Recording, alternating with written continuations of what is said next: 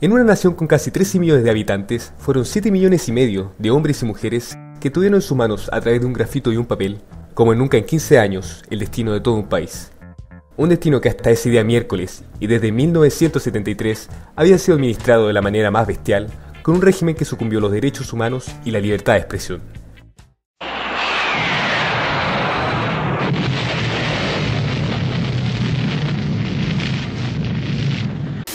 Digan ustedes, sabiendo que mucho más temprano que tarde, de nuevo, abrirán las grandes alamedas por donde pase el hombre libre para construir una sociedad mejor. ¡Viva Chile! ¡Viva el pueblo! ¡Vivan los trabajadores! Estas son mis últimas palabras. Tengo la certeza de que mi sacrificio no será en vano. La siguiente es la historia ya convertida en leyenda de dos grandes opciones que el pueblo chileno tenía para optar. Dos líneas dibujadas en paralelo, pero enemistadas entre sí. Dos cantos gritados con fuerza, pero sumamente dispares. Dos conceptos de la sociedad muy diferentes entre aquel pasado y futuro que vendría. Aquel que hoy es nuestro presente. Para entender este proceso, ¿por qué no retrocedemos varias décadas atrás? Cuando el sabor del vino y la empanada sazonaron los sueños finales de los revolucionarios años 60. En las elecciones de 1970 fue elegido presidente de la República Salvador Allende Gossens, convirtiéndose en el primer mandatario socialista que llega al poder de forma democrática en todo el mundo.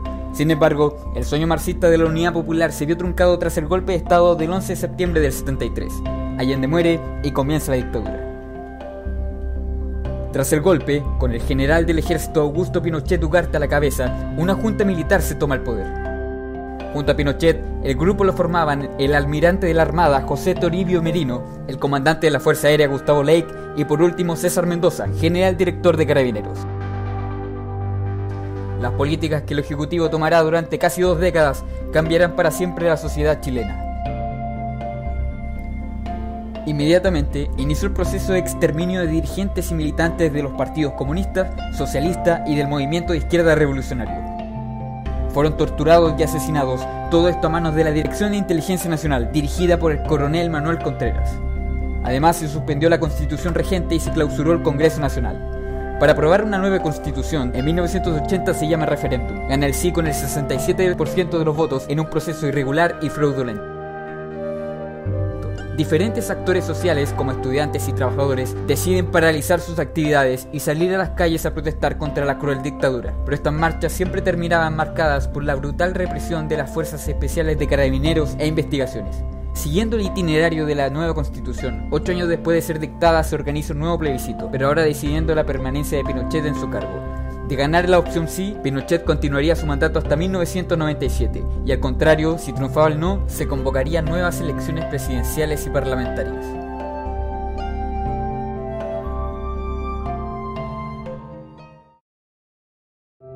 Para llevar a cabo el plebiscito, se le permitió a los comandos del sí y del no realizar una campaña para que la gente decida.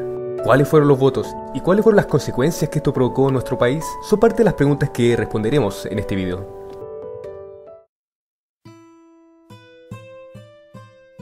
El 5 de octubre de 1988 fue un día histórico para nuestro país. Se realizó el referéndum que permitiría al pueblo chileno decidir si continuar el régimen militar de Augusto Pinochet por unos 7 años más o la opción no, que permitiría decir adiós general. Del 5 al 30 de septiembre a las 23 horas se realizó por primera vez en nuestro país las llamadas franjas televisivas. Con una duración de 15 minutos por lado, permitiría promover la opción de cuál deberían votar.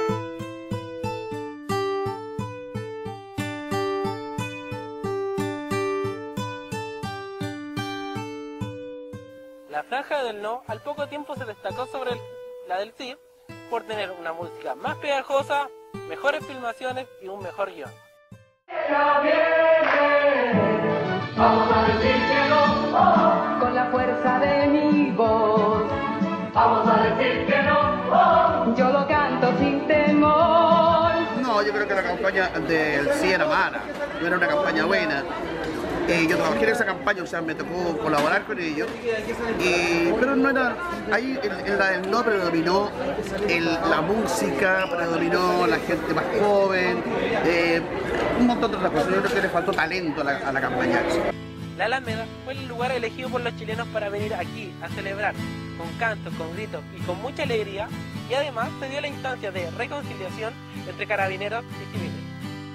De esta forma se dio inicio a una nueva etapa en la historia de nuestro país. Sin embargo, los días previos hubo mucha expectación y mucho temor dentro de la gente. Miedo a las represalias, temor por las consecuencias del plebiscito y sobre todo expectación por los cómputos finales. Desde luego también existía una gran incertidumbre respecto a un posible fraude de parte de los militares. Y que la centroizquierda tenía espacio en la televisión de hacer golpe de Estado. Entonces, evidentemente todo eso contribuyó también a que se genere una situación de repolitización. Entonces fue una campaña muy multitudinaria, con concentraciones masivas, en que prácticamente todos los actos de campaña en lo que se realizaban eran multitudinarios, fueran un puerta a puerta o una concentración central.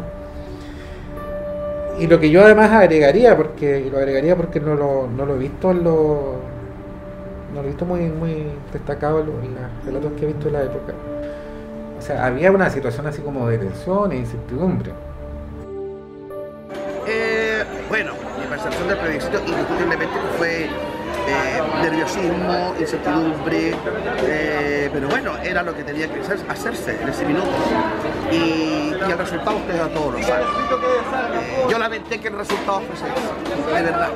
Y lo digo sin ningún problema y me importa un comino lo que puedan pensar los que están trabajando con ustedes. Creo que el plebiscito debió ser 5 o 6 años posterior para que el país quedara mucho más sólido económicamente. Como pudimos ver en la dictadura, luego de años de represión, el pueblo chileno finalmente puede elegir su destino. Pero la pregunta es, ¿qué ocurrió realmente en el día decisivo? Hasta el plebiscito hubo un proceso de repolitización que estuvo más contenido por la represión, que fue más subterráneo, que tuvo características de semiclandestino o semiabierto. En el marco de la campaña del plebiscito como que hay una irrupción más pública, de un proceso de repolitización general de toda la sociedad, en que se exteriorizan ya en forma abierta las opciones, distintas opciones políticas. El plebiscito del 5 de octubre de 1988 no fue un acto nacido de la noche a la mañana. Hay que entenderlo, como dijimos, como parte de un itinerario señalado en la Constitución de 1980. Es un plan a largo plazo, que se deberá llevar a cabo 8 años después de su promulgación. Cuando la Junta Militar proponga el nombre del candidato para continuar el proceso de cambio que se realiza desde 1973. El volver a sufragar es un acto importante para el pueblo. Este sería el 4º referéndum nacional de nuestra historia y el segundo bajo el régimen de Pinochet. Dada la importancia administrativa de este plebiscito para la continuidad del proceso dictatorial, la pregunta era así: ¿sería este proceso correcto, sabiendo que el de 1980 fue tachado de irregular y falso? ¿El pueblo silenciado durante más de 5.000 días tendría la oportunidad de decidir por sí mismo sin dificultades? Desde el golpe hasta 1986, el servicio electoral se mantuvo totalmente cerrado, como señala la página de CERVEL. Gran parte de los archivos históricos y toda la información del registro electoral y partidos políticos a esa fecha se destruyó. El 1 de octubre del 86 recién se vio en el horizonte el renacer de las inscripciones electorales y el servicio electoral. Renacía así la clausurada institución, bautizada como Servicio Electoral de Chile, pero ahora bajo la administración militar. Quien decidía inscribirse para votar podía hacerlo. Existía la posibilidad de no inscribirse, como fuere quien no asistía a votar estando registrado sería sancionado. Se sabe que el primer ciudadano chileno que ingresó su firma en febrero de 1987 a la base de datos fue una persona de sexo masculino, de 71 años de edad, que respondía al nombre de Augusto José Ramón. Con miras al plebiscito, los seguidores de la dictadura se inscribían rápidamente, pero una disyuntiva llegaba a las opciones. Si ingresaban al sistema electoral, debían votar sin titubeos, obligatoriamente, y así por lo tanto, estarían legitimando el proceso de Pinochet. Pero al no inscribirse, ¿cómo podían derrotar al régimen? Las opciones de ganar serían muy pocas. Así comienza una campaña para toda la masa opositora. La mayor cantidad de gente posible se inscribiese para que las posibilidades del triunfo del no aumentaran. A inicios del 88, a meses que se abran las urnas, nace la concentración de partidos por el no, que llaman a inscribirse y a votar contra Pinochet, el candidato del sí. Con los meses y tras la legalización de los partidos, luego de un extenso veto, terminarán integrando los 17 partidos, la DC, las ramas del Partido Socialista, el Partido por la Democracia, el Partido Radical, el Partido Socialista, el Partido Demócrata, el PADENA, el MAPU, el MAPUOC, la Izquierda Cristiana, el Partido Humanista, la Unión Liberal Republicana y finalmente los Verdes, quienes planearon lo que sería el final del triunfo. Por sí, el oficialismo confiaba sus esfuerzos en lo que lograra la avanzada nacional, el DR, el Frente Cívico de Chile, el Partido del Sur, el PADEC, el PLD, el Partido Nacional, el PSD, el RN y la UDI. Lo mismo vivir en dictadura que no vivir en dictadura. Por lo tanto, yo a veces escucho juicios demasiado drásticos como diciendo que dio lo mismo que ganar el sí o no, eso no lo comparto. O sea, a mí me parece que haber liquidado una dictadura que utilizaba el terror y el crimen como instrumentos de control del país es positivo en sí mismo que haya terminado, independientemente que la democracia que se construyó luego del triunfo del no haya correspondido en plenitud al tipo de democracia y a los sueños que podíamos haber albergado a los que enfrentamos a la dictadura. Desde ese punto de vista a mí no me cae ninguna duda que el hecho de que se le hubiera colocado fin a la dictadura tiene un gran ganador que el pueblo de Chile, no tengo dudas de eso.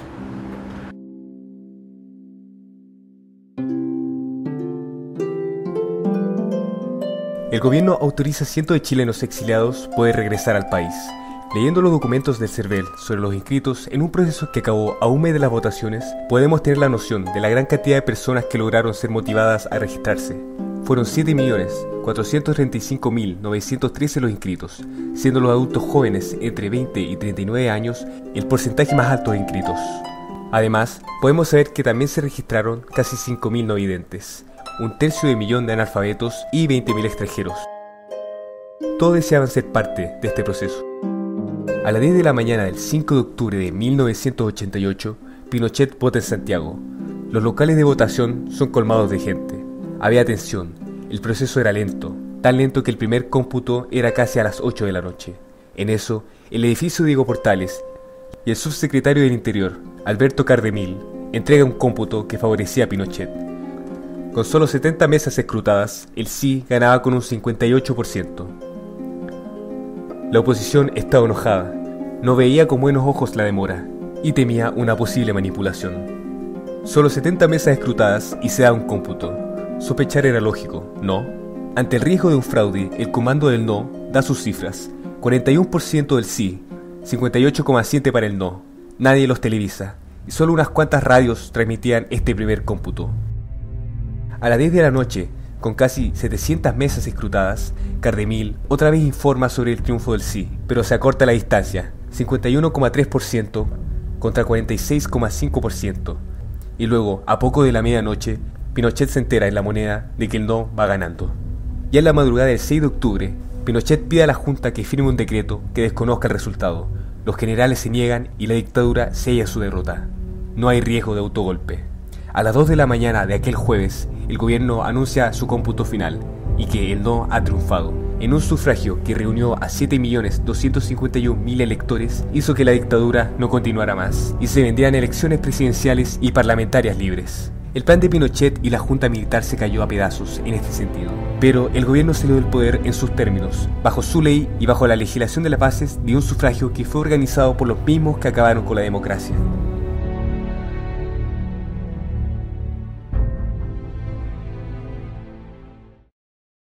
Con las horas, los ganadores salieron a las calles.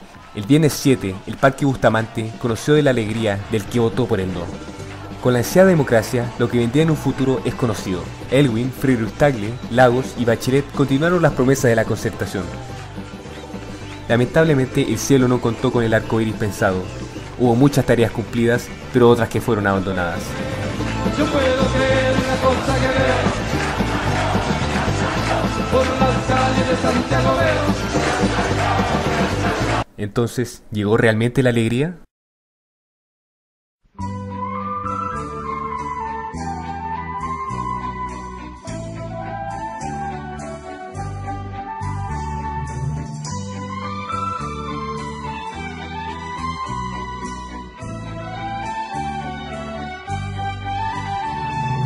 Dicen que el tiempo guarda en sus bastillas las cosas que el hombre olvidó, lo que nadie escribió, aquello que la historia nunca presintió. Guarda el tiempo en las pastillas, unas cuantas semillas que entrega una canción.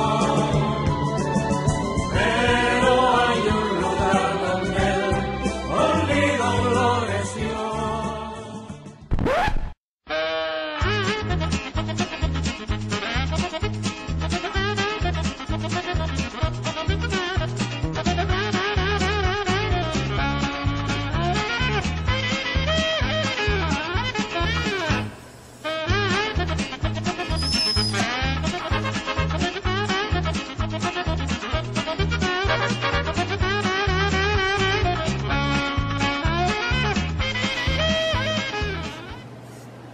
¿Y yo qué, pues, weón? No puedo, sí. ¿Y yo qué, pues, weón? Al principio me iba a bajar Allende, me iba a bajar la moneda, pues, weón. Pero mismo lo editamos. Sí. No, pues. O no echa a perder todo el rato que está escribiendo. Sí, o sea, ¿Sí? lo podemos ¿Seguro? jugar por cuadros. Todo estos segundos que estoy jugando los puedes cortar. ¿Se puede hacer De hecho, ¿puedes pararlo? Después se puede parar. No, mejor no lo toques. No.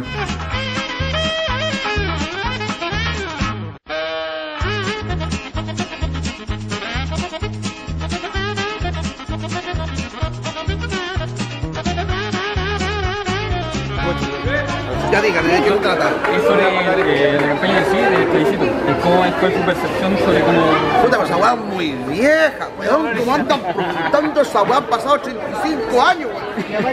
Ahora voy a decir que te hable de la dictadura, weón. Puta la weá. No se renuevan. Es que es una investigación sobre el plebiscito. Entonces, sobre... Perdón, señor. Usted... No, no sé. Ok. ¿Cómo fue mi percepción del plebiscito? Cortito te lo vas a hacer yo que trabajar. La cartera para la tienes tú. Ya, voy al tiro. Estoy grabando, ¿no? Estoy grabando, ¿no?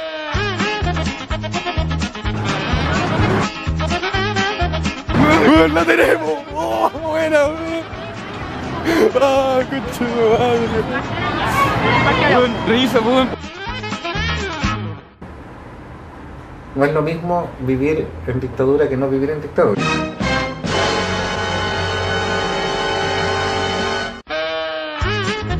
De la manera más bestial, porque un régimen que sucumbió los derechos humanos y la libertad. ¿Ah? ¿Por un régimen? ¿Por un régimen? Sí, por un régimen. ¿Qué dije yo? Porque un régimen.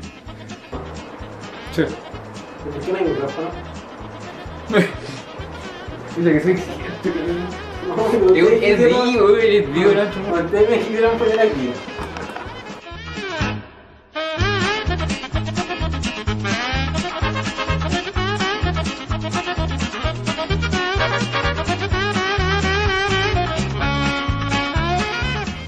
Como pudimos ver en la dictadura, tras años de silenciar al pueblo, llega finalmente el día en que los chilenos pueden elegir. Como pudimos ver en la dictadura, luego de años de represión, el pueblo chileno... Como pudimos ver en la dictadura...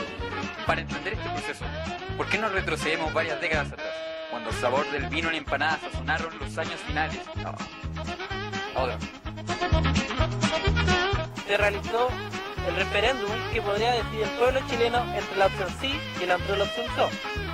¿Qué son? Ya, borra.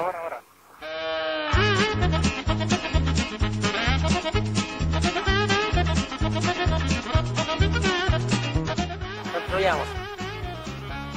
Este 24, 25, 26 de noviembre, no se olvide votar de Construyamos Uchay por una nueva federación.